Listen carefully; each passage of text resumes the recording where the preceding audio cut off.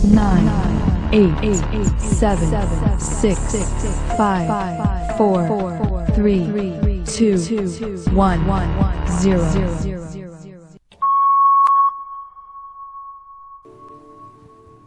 Shalom Bapak Ibu yang dikasihi Tuhan. Hari ini atau malam ini saya akan menyampaikan firman Tuhan dengan tema waktunya dipulihkan. Saya percaya bahwa semua orang ingin hidupnya baik-baik saja. Tahukah Bapak Ibu Saudara bahwa segala sesuatu yang baik itu kita terima hanya dari Tuhan. Asalnya itu dari Tuhan.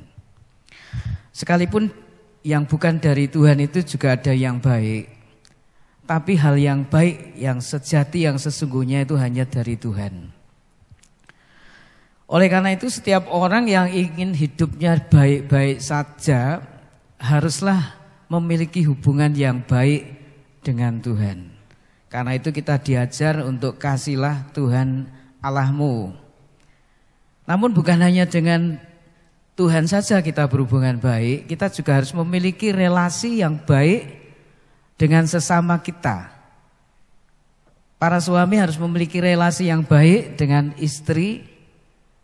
Demikian sebaliknya para istri memiliki relasi yang baik dengan suami, orang tua memiliki hubungan yang baik dengan anak-anaknya, begitu juga anak-anak dengan orang tua, atau kita dengan sahabat kita, teman kita, dimanapun kita berada.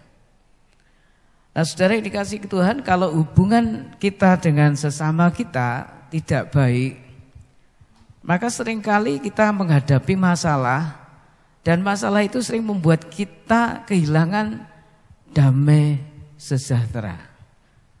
Saudara, bagaimana dengan kenyataan hidup saudara pada saat ini? Apakah saudara memiliki hubungan yang baik dengan setiap orang dalam hidup saudara? Sering kita menghadapi kenyataan hanya gara-gara perkara yang sepele, hubungan kita satu sama lain menjadi tidak baik. Atau mungkin karena sesuatu hal yang serius, hubungan kita menjadi buruk. Nah saudara, ada cukup banyak orang yang saat ini hidup dan mengalami konflik baik dengan pasangannya, baik dengan keluarganya, baik dengan orang-orang di sekitarnya, orang-orang terdekatnya. Dan yang terburuk dari situasi itu Bapak Ibu Saudara, orang kemudian menjadi kehilangan damai sejahtera, tapi hidup di dalam tekanan, ancaman, bahkan tidak hanya cukup ancaman, ada upaya-upaya saling membinasakan satu sama lain. Nah mungkin perseteruan yang terjadi tidak baru saja terjadi, tapi mungkin sudah berlangsung cukup lama. Ada orang yang berkata, saya sudah setahun ini Pak tidak bicara dengan istri saya. Saya berkata kok kuat-kuat ya setahun orang ngomong. Tapi itu nyata saudara, ada yang seperti itu. Mungkin saudara lebih ringan, baru seminggu ini saling diem-dieman. Atau mungkin saya tidak tahu saudara, mungkin ada yang lebih parah lagi hubungannya dengan orang-orang terdekatnya, dengan keluarganya. Terjadi perang dingin ya. Satu sama lain saling berdiam-diaman. Nah saudara, mungkin menjadi satu pertanyaan, bisakah perasaan benci, perasaan dendam, kesumat, atau kepahitan hati menjadi sirna sehingga bisa terjadi pemulihan hubungan?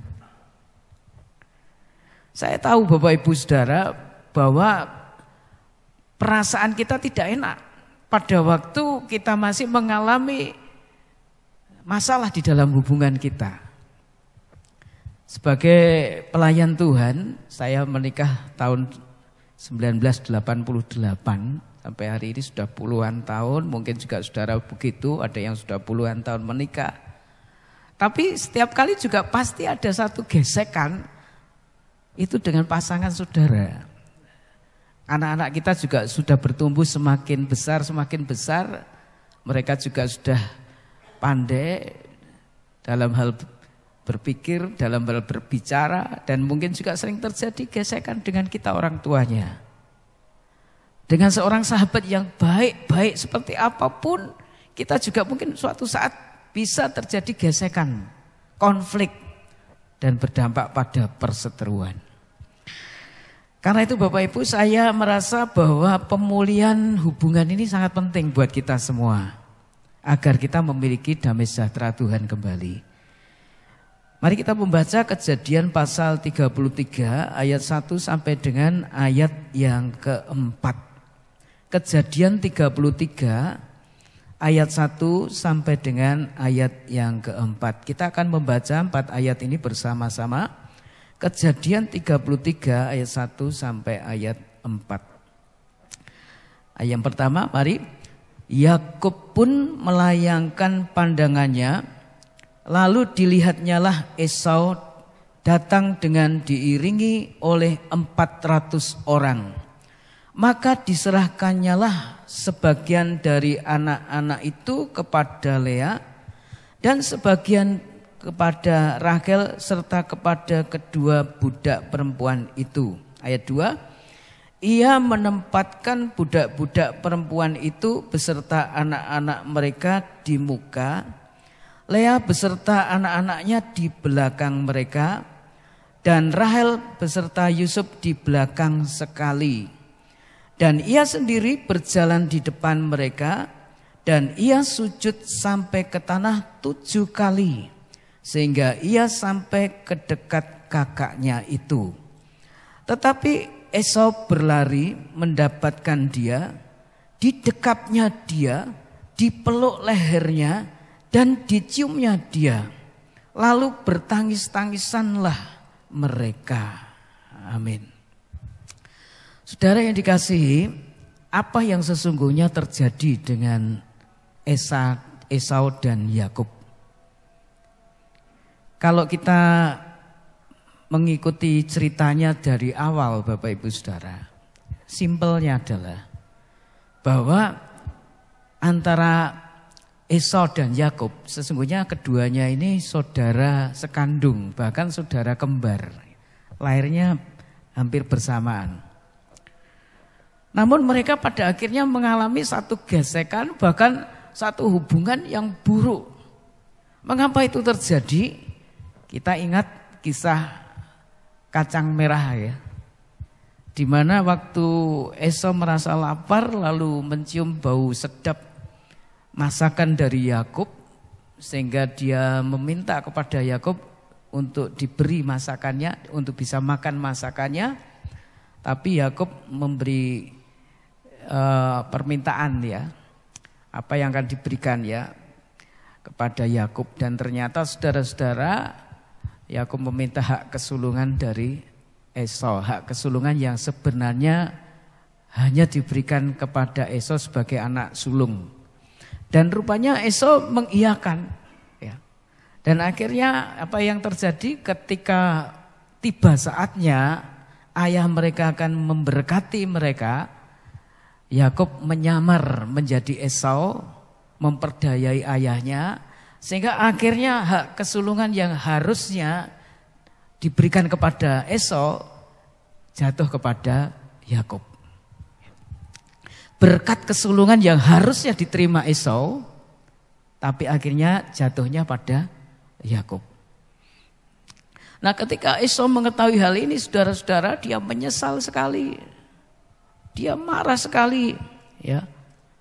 Jadi pemicu masalah antara keduanya adalah karena Esau meremehkan berkat kesulungan yang menjadi anaknya sebagai anak sulung, tetapi Yakub berusaha mendapatkan hak kesulungan Esau itu dengan cara licik, dengan cara memperdayai Iskak, ayahnya.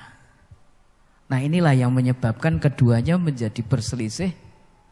Dan yang parah saudara-saudara, kalau kita membaca dalam kitab Kejadian 27 ayat 41 sampai 43, Di mana di dalam Kejadian 27 ayat 41 dikatakan Esau menaruh dendam kepada Yakub karena berkat yang telah diberikan oleh ayahnya kepadanya. Lalu ia berkata kepada dirinya sendiri, hari-hari berkabung karena kematian ayahku itu tidak akan lama lagi. Pada waktu itulah Yakub adikku akan kubunuh. Lalu ayat 42, ketika diberitahukan perkataan Esau anak sulungnya itu kepada Ribka, maka disuruhnyalah memanggil Yakub anak bungsunya. Lalu ia berkata kepadanya, Esau kakakmu bermaksud membalas dendam membunuh engkau. Jadi sekarang anakku, dengarkanlah perkataanku, bersiaplah engkau dan larilah kepada Laban saudaraku ke Haran. Nah saudaraku yang dikasih, inilah ceritanya mengapa Yakub begitu takut ketika harus bertemu dengan Esau. Nah persoalannya saudara-saudara, karena Esau gara-gara kacang merah itu, gara-gara hak kesulungannya itu diambil oleh Yakub, berkat kesulungannya itu akhirnya jatuh kepada Yakub. Dia memiliki rasa dendam ya. Kita perhatikan dalam ayat 41, Esau menaruh dendam kepada Yakub. Saudara, perasaan dendam itulah yang menyebabkan perseteruan, permusuhan menjadi berlarut-larut di antara keduanya. Saya tidak tahu apakah sampai hari ini di antara kita masih ada perasaan benci ataupun dendam kepada keluarga kita atau kepada seseorang. Nah saudara yang dikasih Tuhan, ini satu hal yang harus menjadi perhatian kita. Kalau kita ingin hidup kita bahagia, kalau ingin kita hidup kita baik-baik saja, kalau ingin kita lebih diberkati Tuhan lagi, maka kita harus memiliki hubungan yang baik dengan setiap orang. Jangan sampai kita biarkan ada hal-hal yang menjadi bantu sandungan antara kita dengan seseorang, antara kita dengan keluarga kita, antara kita dengan pasangan kita masing-masing, antara kita dengan anak-anak kita ataupun dengan orang tua kita. Nah saudara-saudara, kalau saat ini ada yang menjadi hal-hal yang menyebabkan hubungan kita tidak baik, maka kita harus bereskan, dan itu yang disebut sebagai pemulihan. Nah bagaimana pemulihan dapat terjadi Bapak Ibu Saudara? Kalau kita membaca dalam kisah yang tertulis dalam Kejadian 33 ayat 3, Saudara, saya tangkap hal yang pertama adalah orang yang bersalah memiliki sikap rendah hati untuk mengakui kesalahan dan memohon ampun. Itulah awal pemulihan. Di dalam ayat 3 Kejadian 33 diceritakan, dan ia itu adalah Yakub, dan ia sendiri berjalan di depan mereka, dan ia sujud sampai ke tanah 7 kali sehingga ia sampai ke dekat kakaknya itu. Saudara, waktu itu Yakub tahu bahwa kakaknya ingin bertemu dia. Dan dia memang juga sudah tidak tahan untuk berlama-lama hidup di dalam perseteruan dengan kakaknya. Dia sudah cukup lama kehilangan damai sejahtera gara-gara itu. Dia selalu merasa was-was setiap hari. Mungkin merasa juga takut, merasa khawatir. Jangan-jangan kakaknya menemukan dia dan betul-betul mau membunuh dia. Dan dia ingin kalau bisa memang segera dibereskan, segera dipulihkan. Nah saudara, waktu pertemuan itu sudah dirancang mau terjadi, saudara, Yakub ini punya strategi. Pertama itu yang disuruh jalan di depan dalam rombongannya itu budaknya dan anak-anaknya. Rombongan pertama. Rombongan kedua itu istrinya yang bernama Lea. Memang Lea ini dia dapatkan menjadi istri sebenarnya bukan keinginannya ya. Tapi ya karena sudah kalah perjanjian dengan orang tua dari Lea maupun istrinya Ribka itu ya. Jadi dia akhirnya ya menikahi. Dan akhirnya yang kedua jalan di belakang budak-budak. Dan yang paling akhir saudara kita membaca tadi adalah istri yang dia kasihi dan anaknya yaitu Rahel ya, bukan Ribka, maaf, Rahel beserta Yusuf ya berjalan. Dan di depan, dan dia maksudnya adalah kalau nanti terjadi hal-hal yang tidak diinginkan ya sebagian masih bisa melarikan diri. Jadi begitu. Nah saudara, pada waktu bertemu dengan kakaknya, dia bersikap sujud. Dikatakan Yakub bersujud sampai ke tanah, bukan hanya sekali, bahkan 7 kali. Nah saudara, sujudnya Yakub itu menunjukkan apa? Menunjukkan kerendahan hatinya, penyesalannya, menunjukkan bahwa dia merasa bersalah, mengaku bersalah dan mohon diampuni. Itu yang terjadi pada waktu Yakub itu sujud di hadapan Esau.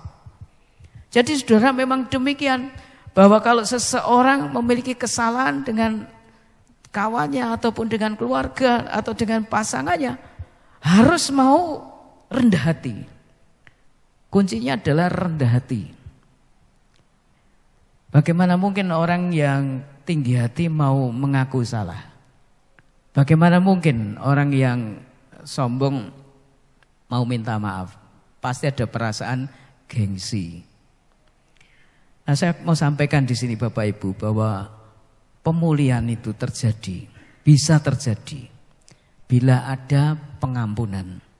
Namun pengampunan itu akan diberikan bila orang yang bersalah mau mengakui dosa ataupun kesalahannya.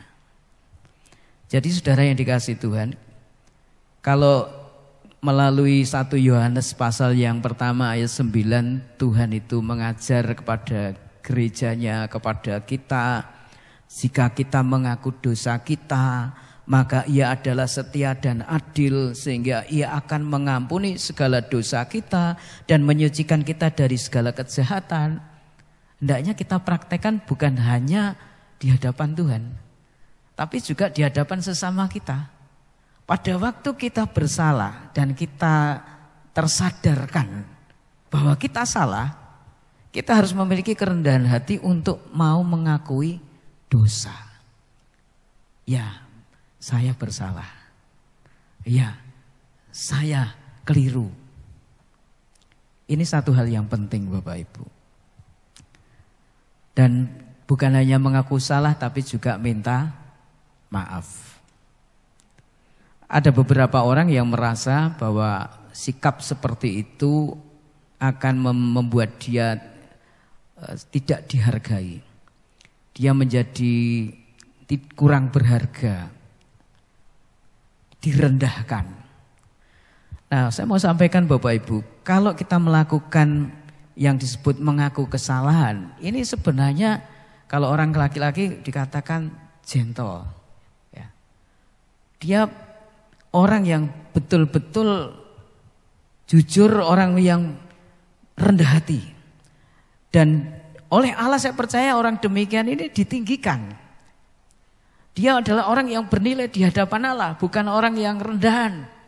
Bukan orang yang patut dipandang rendah, orang yang mau mengakui kesalahan itu seseorang yang luar biasa. Apalagi kalau mengaku salahnya itu di depan orang banyak. Nah saudara, di dalam surat Yakobus juga kita membaca bahwa hendaklah kita sebagai sesama saudara seiman ataupun kita di dalam satu komunitas, kita itu saling mengaku dosa kita, saling mendoakan supaya sembuh, supaya pulih, ya. Nah, Bapak Ibu saudara kasih Tuhan, bila kita saat ini terlibat konflik perseteruan ataupun ya perselisihan, di mana posisi kita? Kita sebagai pihak yang bersalah atau pihak yang marah karena merasa dirugikan, merasa dikhianati, merasa ditipu, kita di posisi mana? Kalau kita sadar bahwa kita di posisi sebagai yang bersalah, sehingga menyebabkan perseteruan terjadi, perselisihan terjadi, maka hari ini kita harus putuskan, saya harus berbicara, mengaku salah. Saya harus belajar rendah hati untuk minta diampuni. Memang saudara, ada kejadian orang mengaku salah, mengaku dosa, tapi tidak menyelesaikan masalah. Masalahnya malah tambah ruwet.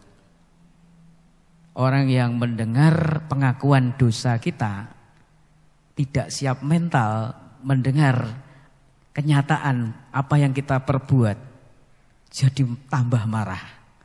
Marah besar, ngamuk, histeris.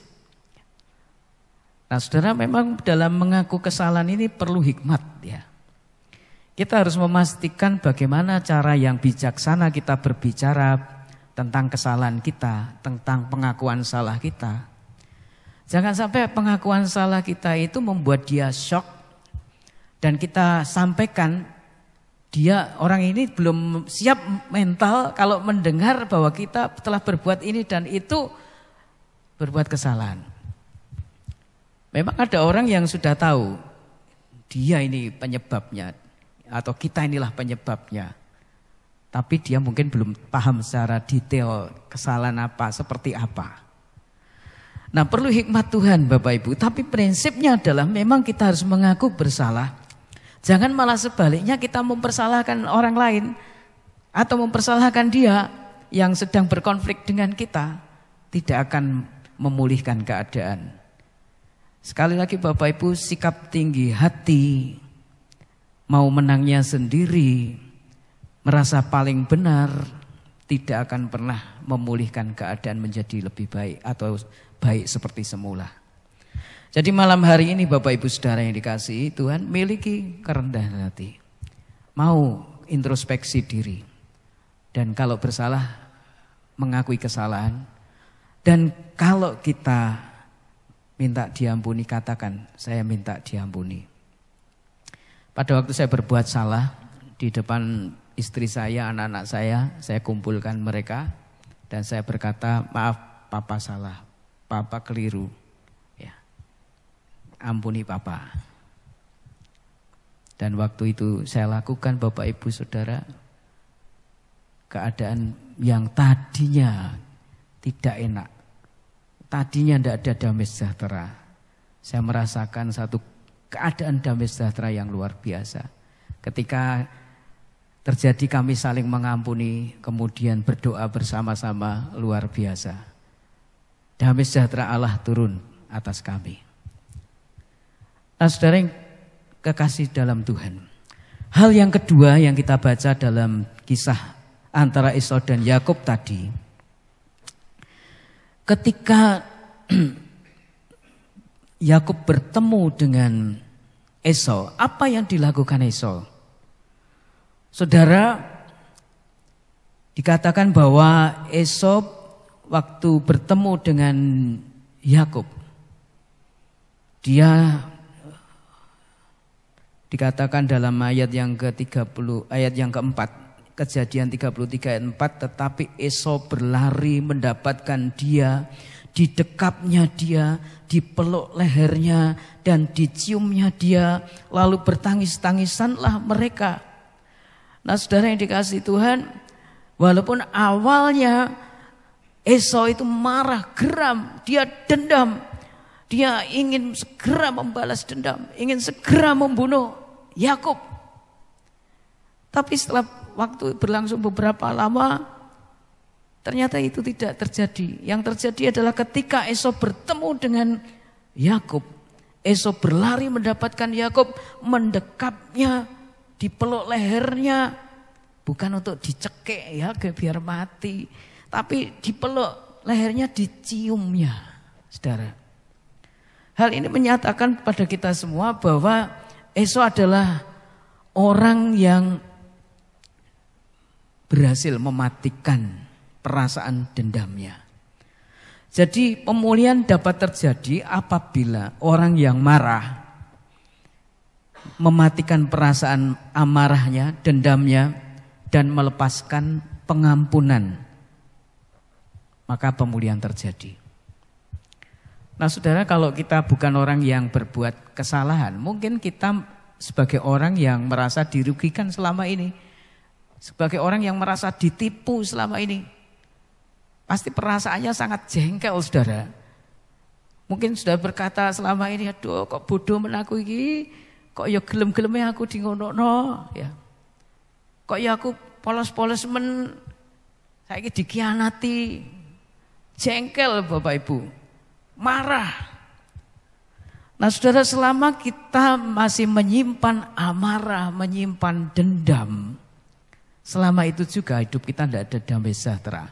Selama itu juga tidak ada pemulihan. Selama itu juga hubungan kita dengan orang yang membuat kita marah tidak pernah menjadi baik. Karena itu Bapak Ibu Saudara, kita perlu yang namanya kasih. Kasih yang dipraktekkan dengan cara apa? Mematikan perasaan dendam kepada setru kita. Amarah yang besar kepada setru kita. Saudara, Esau berhasil mematikan perasaan dendamnya kepada Yakub. Dan Esau telah melepaskan pengampunan kepada Yakub. Itu yang menyebabkan dia bisa memeluk, menciumi Yakub, bahkan sama-sama menangis.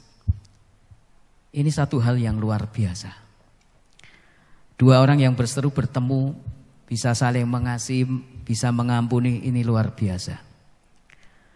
Nah saudara, hubungan Esau dan Yakub dipulihkan. Jadi kalau pada hari ini kita menyadari bahwa kita perlu pemulihan satu hubungan, baik dengan keluarga kita, pasangan kita, atau siapapun. Kalau kita merasa sebagai orang yang benar, dan memang pasti bahwa sebenarnya yang bersalah itu orang lain. Tapi yang terpenting adalah ketika orang itu sudah menyadari kesalahannya, terlebih datang meminta ampun kepada kita, maka kita harus dengan sukacita melepaskan pengampunan, melepaskan kasih, dan mendoakan mereka dengan doa yang baik. Bukankah ajaran Tuhan Yesus itu juga seperti itu? Bukankah apa yang diajarkan oleh rasul-rasul itu kepada gereja-gereja Tuhan itu ya seperti itu? Kalau kita membaca dalam Ibrani 12 ayat 15 saudara, dikatakan jagalah supaya jangan ada seorang pun menjauhkan diri dari kasih karunia Allah, agar jangan tumbuh akar pahit yang menimbulkan kerusuhan dan yang mencemarkan banyak orang. Saudara, Rasul Paulus menulis surat Ibrani kepada orang-orang Kristen Ibrani agar mereka jangan sampai menjauhkan diri dari kasih karunia Allah. Dari berbagai terjemahan yang saya baca, saya dapat simpulkan begini saudara. Orang yang keluar dari lingkungan kebaikan hati Allah, dalam dirinya akan mudah muncul perasaan pahit hati yang menimbulkan banyak kesulitan dan merusak kehidupan rohani banyak orang. Jadi ketika seseorang itu muncul kepahitan hati, muncul dendam, sesungguhnya orang itu sudah keluar dari lingkungan kebaikan hati Allah. Hati-hati Bapak Ibu. Jadi ketika kita masih menyimpan perasaan marah, dendam, bahkan akar pahit, kita ini keluar dari lingkungan kebaikan hati Allah. Kita tidak termasuk di dalamnya. Kalau mungkin orang-orang ada di dalamnya, tapi kita di luar. Dan apa yang terjadi saudara kalau kita masih tetap memilih untuk mempertahankan dendam, mempertahankan pahit hati? Apa yang terjadi saudara? Sikap kita itu bisa menimbulkan banyak kesulitan. Kita sulit diajak kerjasama dengan orang di mana kita berkonflik. Itu yang jelas. kesulitan kedua yang mungkin muncul, kita cari bolo, cari orang yang mendukung kita. Terjadi gap, kelompok-kelompok. Bahkan akhirnya saudara-saudara bisa juga akhirnya merusak kehidupan rohani. Ya, kita mempengaruhi orang untuk ikut membenci orang yang kita benci.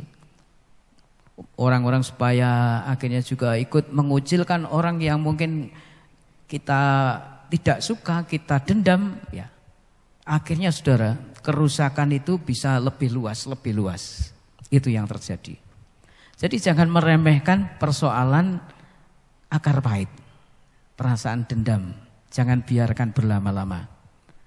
Saudaraku, kepada jemaat Kolose, Rasul Paulus juga mengingatkan bahwa perlunya kita orang Kristen itu menjadi orang yang sabar, orang yang mau mengampuni seorang akan yang lain, terlebih pada waktu kita ada perasaan dendam. Jadi usahakan hari ini Bapak Ibu, kalau kita mau mematikan dendam kesumat, mau membuang amarah, kita harus tidak lagi mengingat, dengan kata lain melupakan hal-hal buruk yang ada pada diri orang yang menipu kita ataupun yang telah berkhianat kepada kita. Kita melupakan. Pernah saya katakan bahwa itu yang sulit dilakukan orang. Kalau melupakan kebaikan itu gampang, tapi melupakan kejelekan orang itu susah. Ini masalahnya. Tapi kalau kita bicara mau membuang dendam, mau mematikan dendam, kita harus mau melupakan apa yang buruk, apa yang pernah dilakukan seseorang, kelakuan jahat itu kepada kita. Harus kita bisa melupakan. Supaya pada akhirnya kita memandang orang itu hari ini dan ke depan. Saudaraku, juga Rasul Paulus pernah menuliskan dalam Filipi 3 ayat 13, saudara-saudara, aku sendiri tidak menganggap bahwa aku telah menangkapnya, tetapi ini yang kulakukan.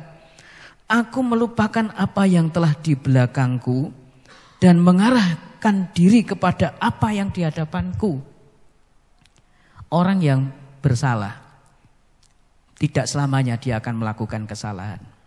Orang yang bersalah setelah menyadari kesalahannya, bertobat, minta ampun, kita ampuni. Orang itu bisa berubah Bapak Ibu. Berubah jadi baik. Ada orang-orang yang bertemu seseorang yang membuatnya jengkel, yang menipunya, berbuat jahat padanya. Tapi orang itu ternyata di waktu kemudian mengalami perubahan. Dia bertobat. Dia jadi orang yang baik, bahkan dia bisa bekerja sama dengan orang itu untuk hal-hal yang baik juga. Jadi tidak selamanya orang jahat, orang bersalah itu akan terus berbuat salah. Kita sendiri bukanlah manusia sempurna.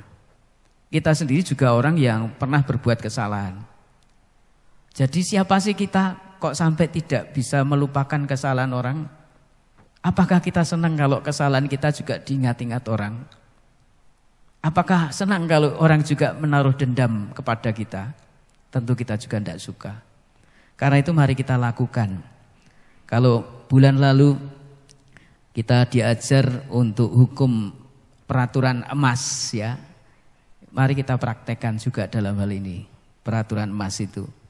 Bahwa kalau apa yang kita inginkan orang perbuat pada kita, perbuatlah. Kalau kita ingin diampuni, ampunilah. Kalau kita ingin orang tidak mengingat-ingat kesalahan kita, ya mari jangan kita mengingat-ingat kesalahan mereka. Dan yang sebaliknya Bapak Ibu, kita harus memikirkan hal-hal yang baik.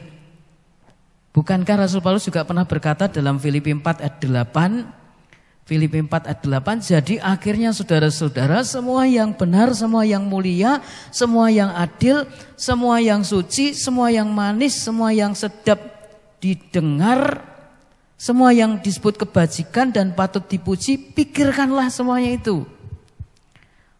Orang yang jelek seperti apapun pasti ada kebaikannya.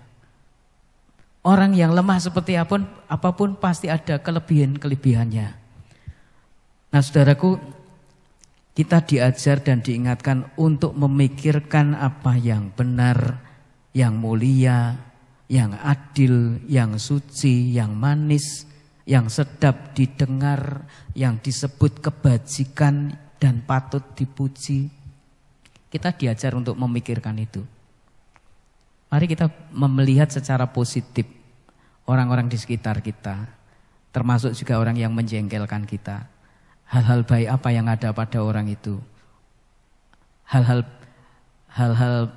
yang berprestasi ya dari orang itu apa?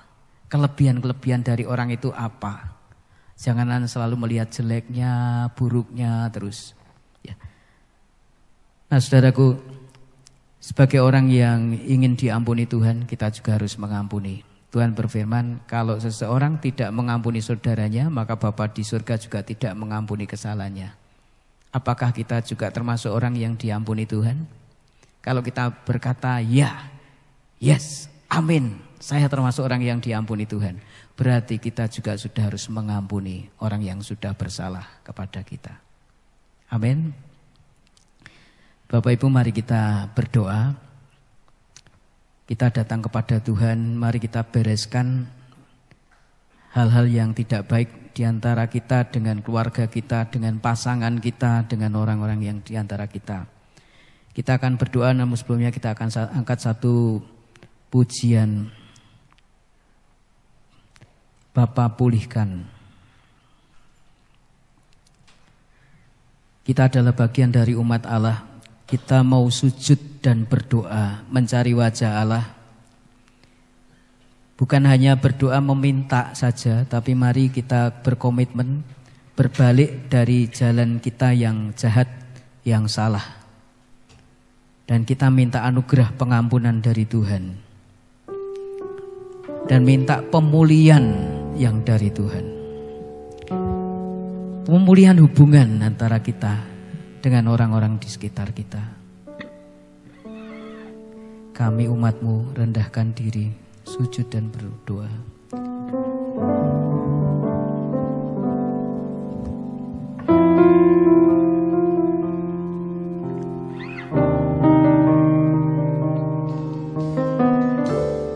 Mari katakan, kami umat-Mu rendahkan sujud dan berdoa, mencari wajah-Mu, berbalik dari jalan kami yang jahat. Oleh anugerah-Mu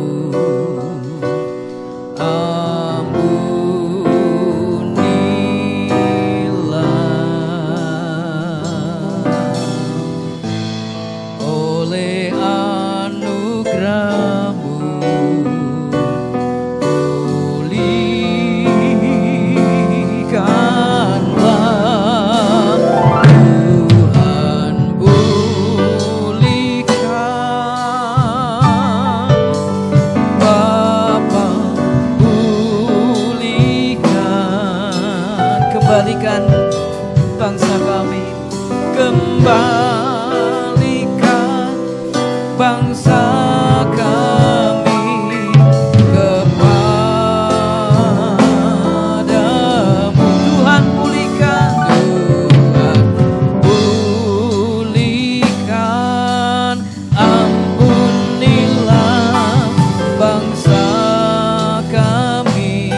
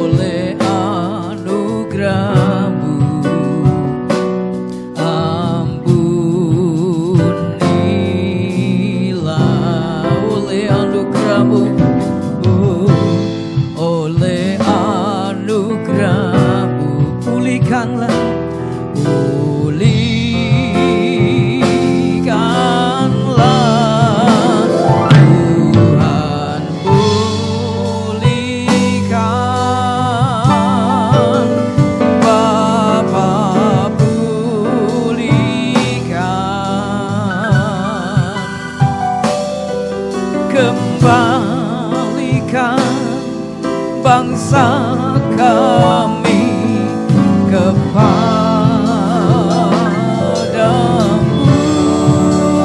Tuhan pulihkan, ampunilah bangsa kami, dan pulihkan kembali negeri kami. Oh, Tuhan pulihkan, Bapa pulihkan, kembalikan keluarga kami, kembalikan keluarga kami kepadamu. Tuhan pulihkan, Tuhan pulihkan, ampunilah keluarga kami, dan pulihkan kembali keluarga kami.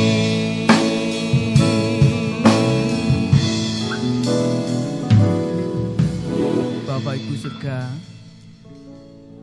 Bapa di surga, biarlah kami hidup di dalam pemulihan. Kalau inilah waktunya keselamatan dari Tuhan, inilah waktunya juga Tuhan memulihkan keluarga kami, memulihkan hubungan kami dengan seseorang yang selama ini kami berkonflik, selama ini kami berseteru, selama ini kami bermusuhan, selama ini kami tidak saling bicara. Biarlah malam hari ini Tuhan, firman-Mu bekerja dan menghasilkan buah di dalam diri kami masing-masing. Kami pastikan tidak ada lagi hal-hal yang membuat kami berseteru. Kami membereskan amarah kami membereskan segala hal yang membuat sakit hati kami, membereskan rasa dendam kami, akar pahit kami. Pada malam hari ini kami bereskan, kami matikan di dalam nama Tuhan Yesus Kristus. Dan biarlah Tuhan, damai sejahtera-Mu tercurah berlimpah atas diri setiap kami. Sehingga mulai hari ini, mulai besok, kami sudah mengampuni. Kami akan memulai berbicara. Kami akan memulai satu relasi yang lebih baik. Terlebih orang-orang yang sudah mengaku bersalah dan mereka sudah minta ampun, tapi sampai hari ini kami belum bisa mengampuni. Ampuni kami Tuhan, karena kekerasan, kebebalan hati kami. Biarlah kami boleh melupakan kesalahan-kesalahan mereka. Kami boleh membangun relasi yang baru yang lebih baik. Bapak Ibu Saudara, kita akan masuk saat doa bersama. Ucapkan syukur atas pimpinan Tuhan hingga hari ini, baik ketika kita dalam keadaan suka maupun duka. Kita dapat melewatinya dengan baik, itu karena Tuhan. Mari kita sediakan waktu beberapa saat kita bersyukur. Terima kasih Tuhan, kami bersyukur kebaikan-Mu, pemeliharaan-Mu, untuk segala hal yang baik terjadi dalam hidup kami. Bersyukur Tuhan, bersyukur untuk kesembuhan, bersyukur untuk berkat-berkat kecukupan di dalam hidup kami. Terima kasih Tuhan. Terima kasih Tuhan, terima kasih. Selanjutnya Bapa, kami mohon kepadamu, Kau akan memberkati persekutuan hamba-hamba Tuhan BPD Jatim 2 yang akan diadakan di gereja kami di bulan ini pada tanggal 3 Oktober nanti. Kami mohon Bapa, Engkau memberkati sehingga kami sebagai jemaat gereja Baptis Indonesia Duta Ilahi dapat melayani hamba-hamba Tuhan yang datang ke tempat ini menyiapkan tempat, menjamunya dengan yang terbaik. Dan biarlah terselenggaranya persekutuan hamba-hamba Tuhan akan menjadi berkat buat kami di tempat ini, tapi sebaliknya juga menjadi berkat bagi hamba-hamba Tuhan satu dengan yang lainnya. Terima kasih Tuhan. Kalau saat ini Tuhan, kami membutuhkan pertolongan-Mu, butuh orang yang dekat dengan kami. Sebagaimana hamba-hamba Tuhan saling menguatkan satu sama lain, biarlah kami juga menemukan orang-orang yang bisa bersahabat dengan kami, yang Kau pakai menjadi berkat buat kami. Tapi sebaliknya biarlah Tuhan Kau jadikan kami juga berkat buat saudara-saudara kami yang membutuhkan pertolongan. Bersama-Mu Bapa, kami mau lewati semua.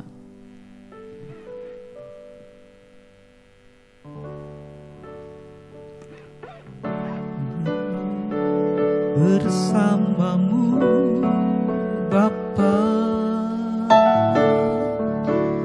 ku lewati semua perkenananmu, perkenananmu ya teguhkan hatiku.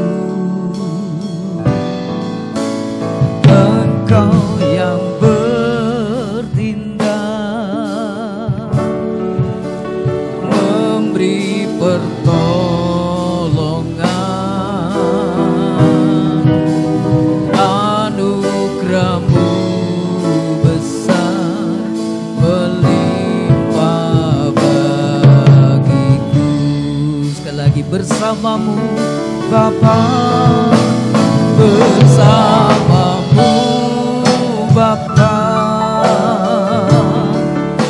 ku lewati semua perkenananmu yang teguhkan hatiku, teguhkan hatiku. Engkau yang bertindak, Engkau yang bertindak, memberi pertolongan,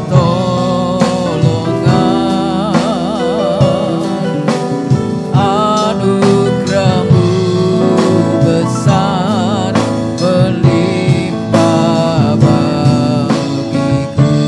Bersama-Mu Bapa, oh, bersama-Mu Bapa, kami mau lewati semua, ku lewati semua perkenananmu yang teguhkan hatiku. Engkau yang bertindak Tuhan, Engkau yang bertindak, memberi pertolongan,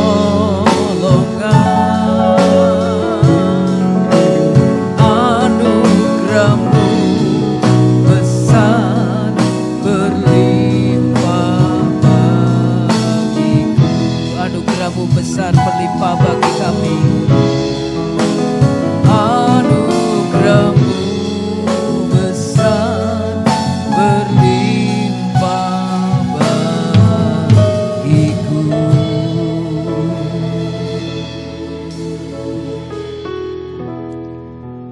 Maka mari kita angkat doa kita untuk saudari Nabila yang baru saja menjalani operasi pengangkatan benjolan yang ada di belakang telinganya.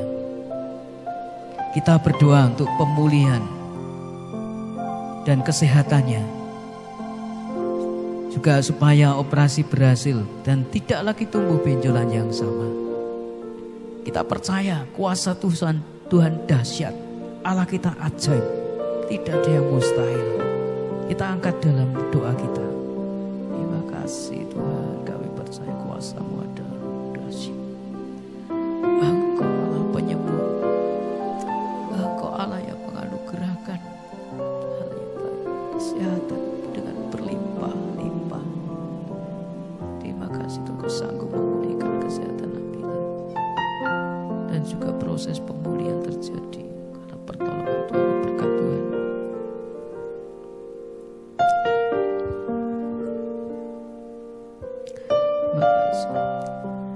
Kalau Tuhan Yesus datang ke dunia ini adalah untuk menyelamatkan kita, orang-orang berdosa, supaya tidak binasa.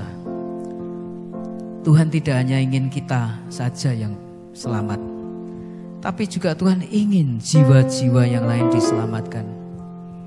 Anggota keluarga kita, mari kita ingat-ingat mereka. Berapa banyak di antara mereka yang belum mengenal Tuhan Yesus, belum mau percaya Tuhan Yesus. Mari kita ingat akan saudara-saudara kita, teman-teman kita, tetangga kita. Mari kita berdoa agar mereka beroleh kesempatan mendengar Injil dan mereka dijamah Tuhan sehingga membuka hati untuk percaya kepada Tuhan Yesus Juru Selamat kita. Kami datang kepadamu Tuhan, kami mohon supaya Tuhan akan melawat saudara-saudara kami, keluarga kami, mereka ada di Solo, di Surabaya, di Cirebon, yang ada di berbagai tempat, di Jawa Barat, di Jakarta. Mereka percaya mendengar Injil, percaya pada mengingat saudara-saudara kami, tetangga-tetangga kami. Kami ada banyak di antara mereka yang masih belum mendengar Injil ataupun mengeraskan hati. Mari Tuhan akan jamah lawat mereka, jamah hatinya, membuka diri masih mereka.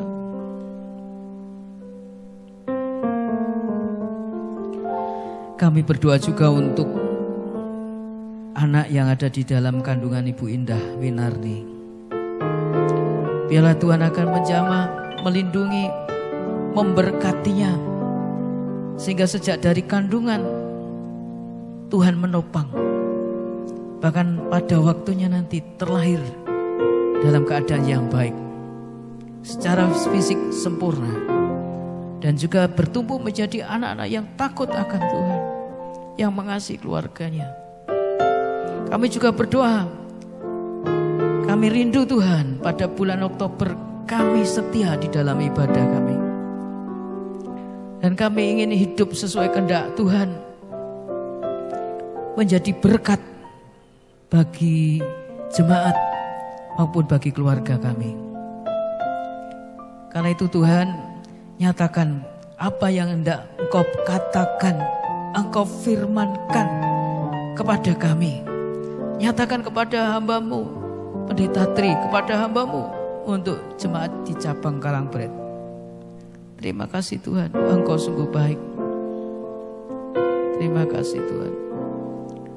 Dan sekarang ini juga kami berdoa untuk jemaat yang dalam pergumulan beban yang berat. Mungkin dalam pekerjaan, dalam usahanya menanggung beban yang berat.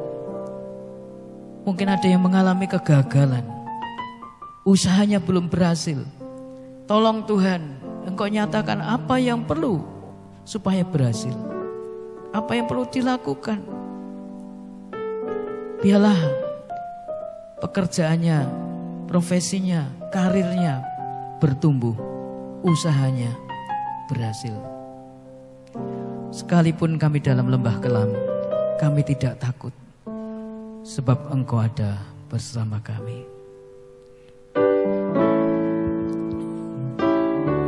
Terima kasih Tuhan, terima kasih. Dalam nama Yesus kami berdoa.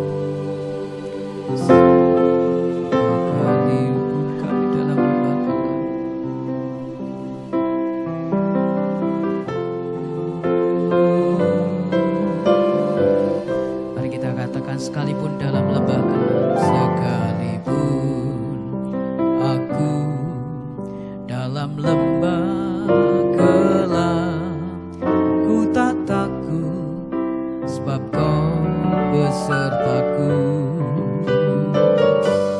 Sekalipun badai topan datang menerpa, ku tak gentar, sebab Kau di sisiku. Katakan, aku percaya, aku percaya, berkat-Mu atasku melimpah, kebaikan Tuhan selalu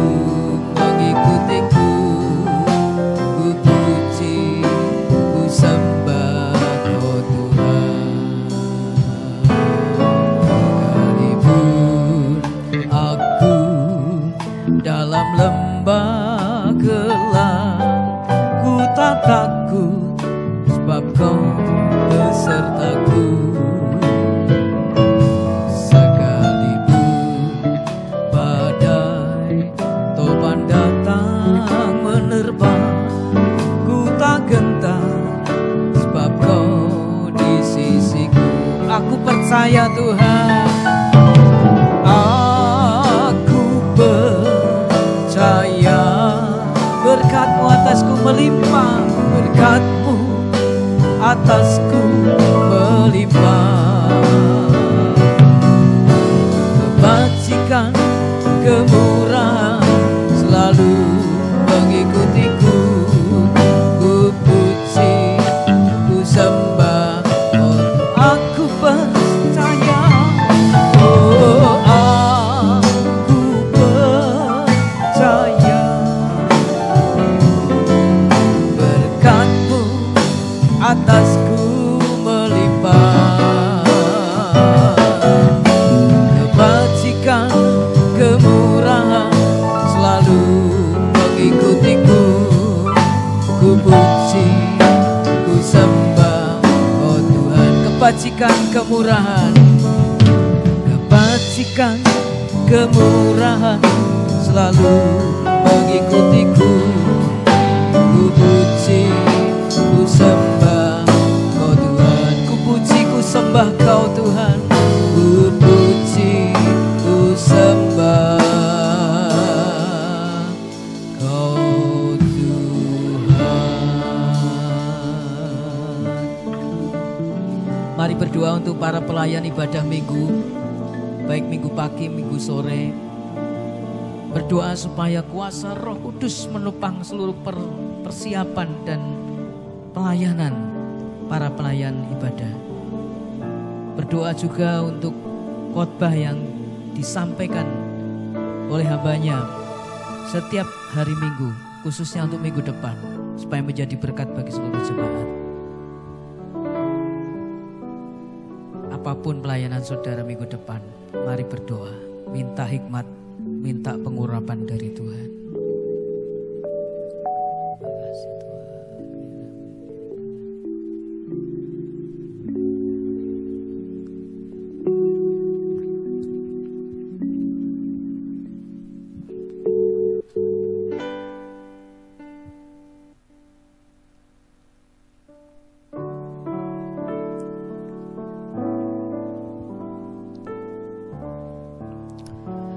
Kami teringat juga saudara-saudara kami, kakek nenek kami, om pak D kami di gereja ini. Kami mohonkan kepadamu Tuhan, berkat kesehatan buat mereka, berkat kekuatan kepada mereka, penghiburan kasih kepada mereka. Demikian juga biarlah mereka di usianya yang sudah lanjut memiliki damai sejahtera, mengalami damai sejahtera dari Tuhan. Apapun yang menjadi pergumulan mereka, biarlah oleh kuasa-Mu mereka mendapat pertolongan. Terima kasih Bapa, terima kasih. Tiba waktunya Bapak Ibu, mari kita berdoa untuk keperluan kita masing-masing. Bawa kepada Tuhan, percaya bahwa Tuhan suka mendengar permohonan kita, berkenan mendengar permohonan kita. Nyatakan apa yang menjadi kerinduan kita.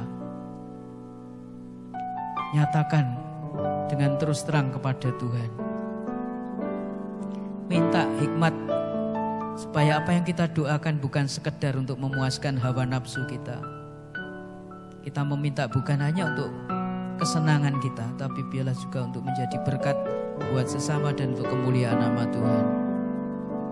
Sesuai kehendak Tuhan.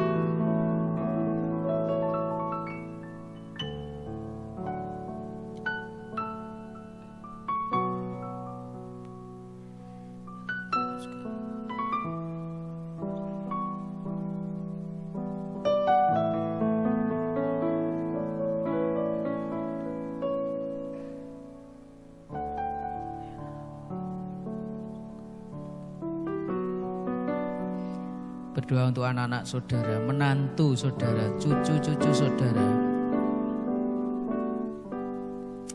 Berdoa untuk orang tua saudara kalau masih memiliki orang tua.